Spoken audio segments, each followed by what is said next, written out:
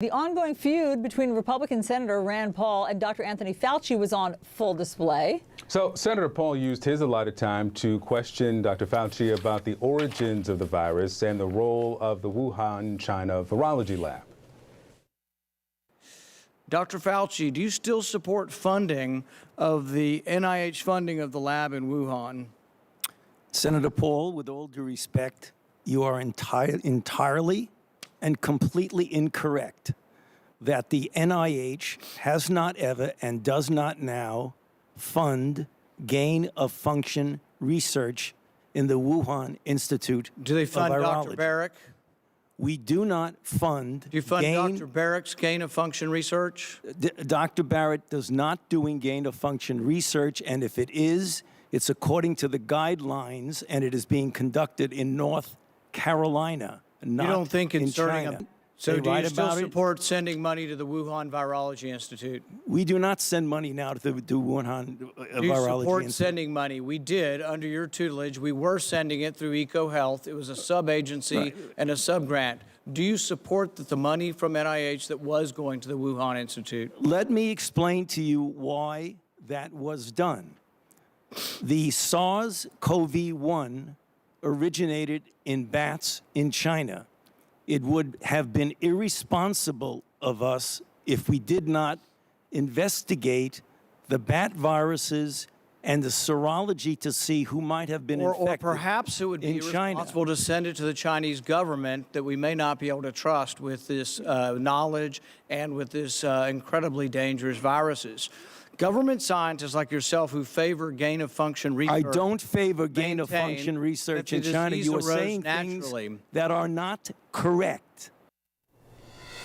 So let's bring in now CNN political analyst Josh Rogin, columnist for The Washington Post. Josh, thanks for being with us. We're watching a conversation between members of the government, but also doctors. So let's start here with just a basic definition. Gain-of-function research and why this was the center of the questioning from Senator Paul. Right. Well, there's an increasing number of lawmakers on both sides of the aisle, actually, who are trying to figure out if there was any basis for the theory that the pandemic that we're all in was related to an accident at one of these Wuhan labs that were studying bat coronaviruses. And part of that is to try to figure out what the relationships were between the Wuhan labs and the NIH and other American labs all over the country. And what's gain-of-function research, what that means is taking viruses from the wild and doing experiments that make them more dangerous. Now, what Dr. Fauci said very clearly is that what he doesn't think that the work that they were sponsoring in Wuhan qualifies as gain-of-function research. And what Rand Paul was saying is that he thinks it does and other scientists think it does. So if you take away the semantic debate really over what is gain-of-function or what is not gain-of-function, what's left is that the Senate and again, both parties are trying to look into the relationships between NIH and Dr. Fauci and these Wuhan labs, which Fauci admits exists, and we're getting caught up in this politics over gain-of-function research and what's not gain-of-function research. But the bottom line is that there are relationships there, and there's increasing calls for Fauci to disclose more information about them. Okay, that's interesting, Josh. And of course, you're steeped in this. You have been reporting on this for a year. So that sounded to the rest of us like a kind of a wonky detour. But is there something that Dr. Fauci or NIH is not being forthcoming about?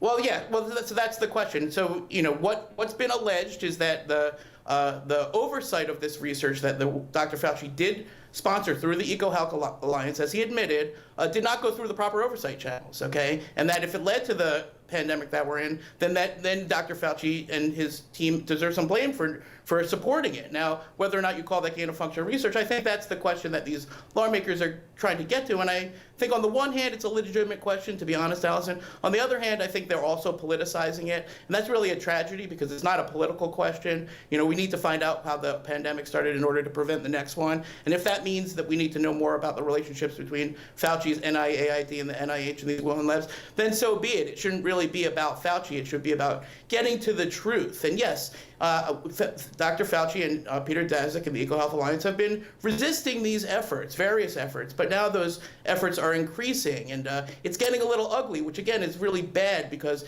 it shouldn't be political. It should just be about finding the outbreak of the origin, if we can, and that starts with China, but it also includes looking at our own relationships in our own labs. Yeah, of course, the goal is to get to the answer. Listen, this is COVID-19. We're in 2021 and still have questions about how this originated. To speak to the investigation, is there any indication that the politicization will not overtake Congress, the administration's goal of finding out how this started, or is this off to the races on politics primarily? You know, Victor, that's really a great question because it's been politicized from the jump, and everybody who's been following this knows that it's been politicized from the jump, and it's really hard to unpoliticize something once it's politicized. But here's what I'll tell you from my own reporting, and this is new. The Biden administration is taking a very hard look at this, okay? We saw April Haynes testify that the intelligence community is looking into both theories, the lab accident theory and the natural origin theory. So the Biden administration is open to the idea. They're trying to avoid making it more political. They haven't figured out how to do that yet, but I think you'll see more on that in the coming weeks. Also, there's a bill by Senator Menendez and Senator Risch to demand that the State Department release the intelligence. In other words, the U.S. government is sitting on a bunch of this information. Forget about Fauci for a second. Antony Blinken and Jake Sullivan and all these guys have this information, and it seems like it should be released, and so we should be able to try to get to the bottom of what actually happened, so that again we can prevent the next pandemic, which is in everyone's interest. Yeah, certainly. Josh Rogin, thanks so much.